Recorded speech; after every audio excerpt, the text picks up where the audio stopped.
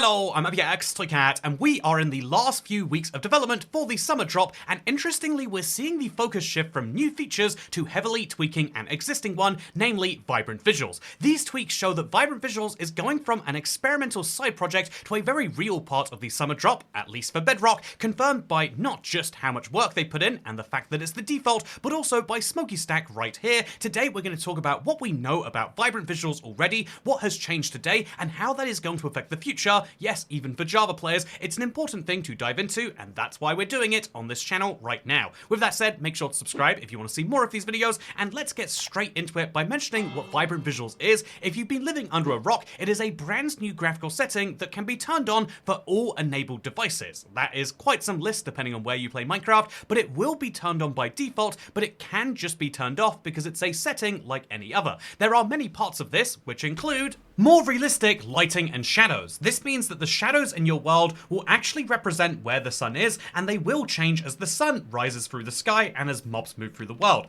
This means that if you place down blocks, they will have shadows at the relevant time of day and have light on them on the correct faces, something that is very, very cool. But also, water will now have real reflectiveness, reflecting a giant change to how water actually works. Speaking of how things works, there are all sorts of mobs that will get the new emissive textures because one of the big changes they've made is MERS. This is the metallicness, the emissiveness, the roughness, and there's another letter in there. But ultimately, they've changed the way that lots of textures interact, because instead of just having one texture, you can have multiple textures on one block, so that, say, gold can actually look kind of shiny when the sun is shining at it. This also means that drowned eyes will have a big blue glow to them to make it so that light in the game does not have to look at this, by the way, wow. It means that light in the game does not have to reflect light in the engine, which is very, very cool. And there are lots of other tiny parts of this that do exist and will be coming to the game when Vibrant Visuals becomes official, which looks very soon. Wait, why am I Steve? Anyway, speaking of Steve, let's now talk about what has changed in the latest beta and preview. Oh, that's strange. Look at the clouds, they've got shadows.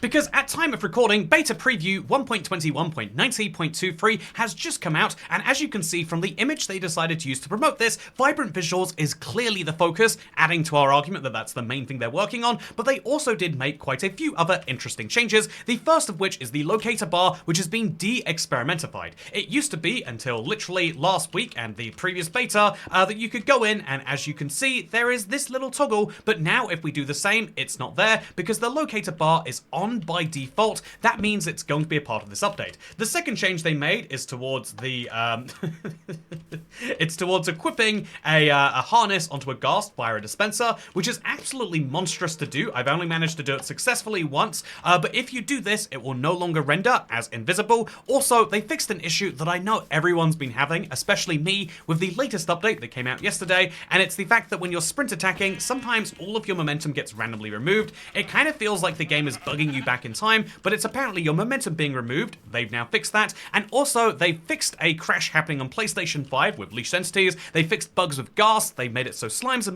magma cubes no longer jump twice. A magma cube would be a magma cube that lives in London, but they no longer jump twice when finding or losing their targets. They fixed the bug where magma cubes and slimes can still damage players briefly after dying, and also they made it so the effect of splash potions is now calculated based on the distance to the bounding box of the target instead of their position. In other words, splash potions should be slightly more effective from now on. As you can see, I threw that at a wall that is actually quite far from me, objectively speaking. Yes, this is what I look like, and as you can see, even though this is a 3-minute potion, I still got 2 minutes 15, so splash potions got a pretty nice buff, but that's kind of the end of it for actual features, because seemingly Mojang have moved on to trying to get Vibrant Visuals ready for a presumed release, because they already made it the default way to play the game. I didn't go into some setting and enable this. This is just how Minecraft looks in this update, and also in this update, they've changed quite a few things, including the MERS textures in Vibrant Visuals. So, do you remember how earlier I was talking about MERS textures?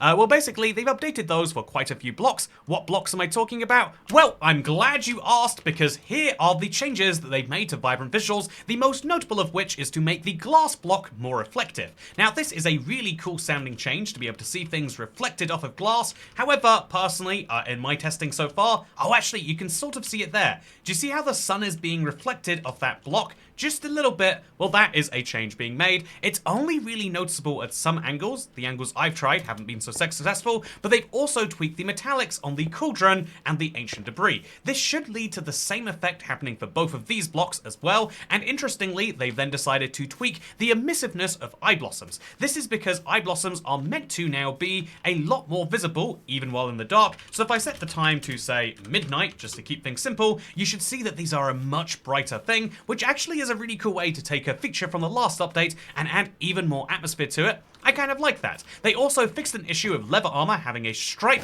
of emissiveness across the texture. This was not meant to be happening, although as you can see, it has mostly been it's been fixed in a very wonderful way right here. And also, they have added MERS textures for the Happy Ghast and the harness. This means that when I add my harness, and by the way, I tried so many times and only once successfully got a harness on one of these guys, but once you add the harness to him, you should be able to spot. Look at that. He's reflecting on the sun glasses here. In general, the texture looks just a little bit better, and also they added emissiveness to the end crystal block. This is a wild one, by the way.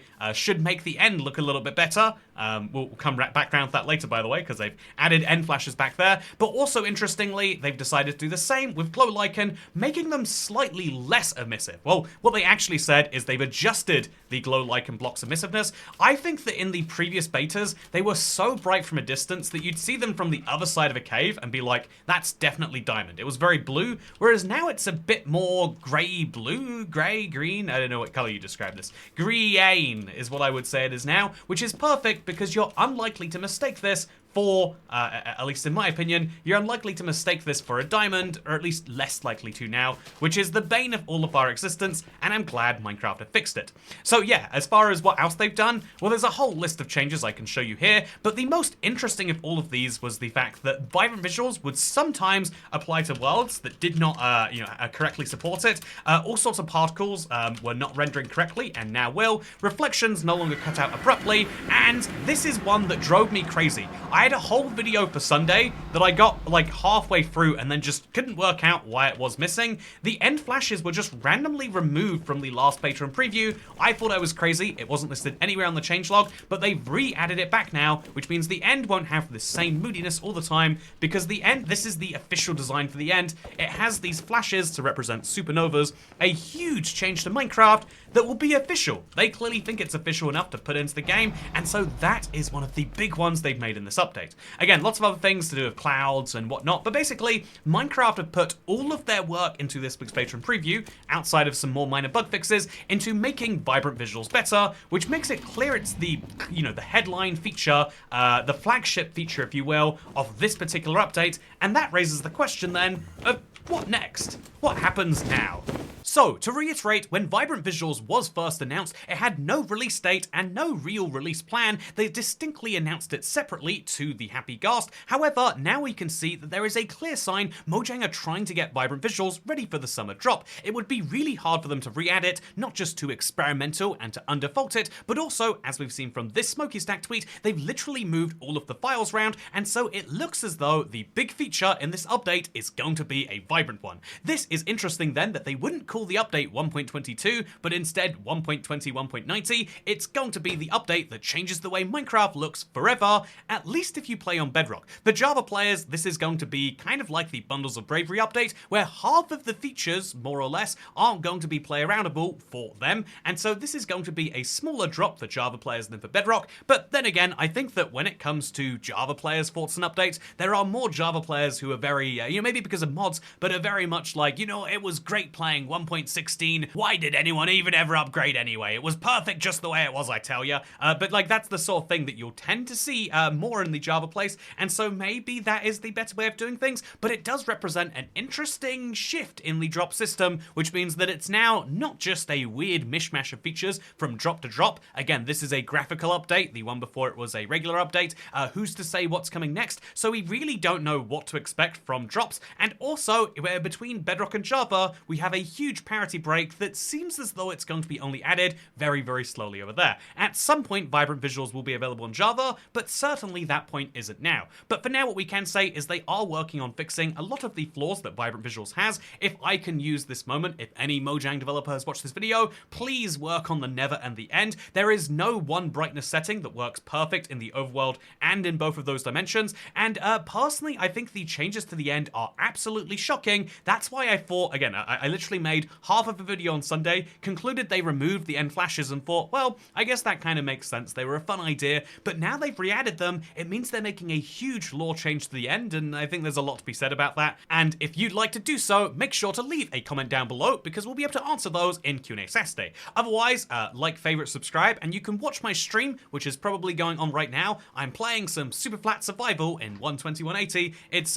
been going, honestly, pretty roughly so far. The Wandering Trader has not delivered as much as I'd like, but hopefully you can watch me do that live right now, and otherwise, I'll see you in the next one. Goodbye.